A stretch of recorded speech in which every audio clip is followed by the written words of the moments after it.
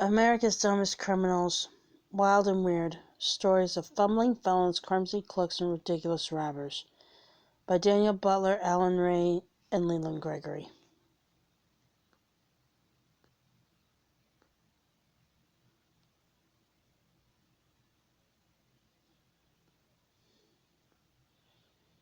To men and women whose portraits and photographs hang in the lobby of every police station we visited, officers who were killed in the line of duty, under all the portraits and photos the same quote was displayed: "Greater love hath no man than this."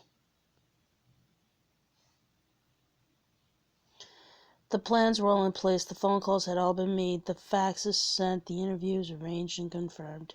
Now the crew was on location, ready to set up and videotape our hilarious yet revealing interviews with police officers who had encountered America's dumbest criminals. Time was money. With every moment, hundreds of expense dollars were clicking away. And here was the assistant chief of police, the man who had welcomed us so cordially the day before, giving us the kind of stern look that goes with, "You're under arrest." "You need to speak to the chief," he said. We were ushered into a large office. Before us was a huge desk, and behind that desk was a very big man. To us, he looked more than just an authority figure, quote unquote. He was the authority. The chief did not smile. In that office no one smiled and no one spoke but the chief. "Explain to me," he said. "What is it you boys want to do?" Something in his tone made me think of every lie I had ever told. I swallowed. Then I launched into a nervous, chattering pitch for the home video series and book project we were trying to produce. I explained that we had come to collect stories from the officers in his department about dumb criminals they had known. I told of my phone conversations and faxes to his assistant chief. I talked a little about our plans for a book and television pilots. As I spoke, I noticed a small plaque on the bookcase in the chief's chair. "Treat the media as you would any other watchdog. Feed it, water it, pat it on the head, but never turn your back on it." I finished my explanation. No one smiled. The silence seemed to last, 5 to 10 years. Finally, the chief spoke. "Son, you need to understand something. You see, I was the interrogator on the Ted Bundy case. I went through that whole trial with the media. Then Hollywood sent me scripts for their movies of the week, and they asked me to circle whatever I thought was inaccurate. I circled a bunch of stuff, and they went ahead and shot it just the way it was. Plus, in the last 6 months, I have had 2 abortion clinic shootings, and I've had the media climbing all over my back every minute of every day. So tell me," he said, "why I should let your cameras in here." I saw our whole project teetering on a toothpick. I swallowed hard, opened my mouth, and miraculously words came out. "Chief, I've got 2 sons, 7 and 15, and they love to watch TV shows like Cops, Rescue 911, and America's Most Wanted.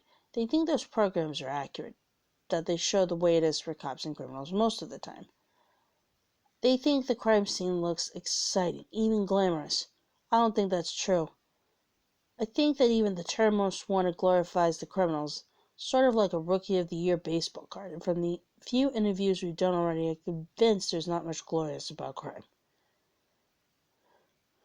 In fact, I'm convinced that you police officers spend 90% of your time dealing with idiots, or with people just like me who have been caught doing the dumbest thing they've ever done. That's what I want to show in our videos and in our book." This time the silence seemed to last 10 to 20 years without parole. No one smiled, no one spoke, except finally the chief. "Son," he said, his face relaxing into something like a smile, "if you'll show criminals for the cold-hearted dumbasses they are, and if you show our police as being professional at all times, well, then we'll help you any way you can. Any way we can." Over the next 6 months, this scene was repeated over and over.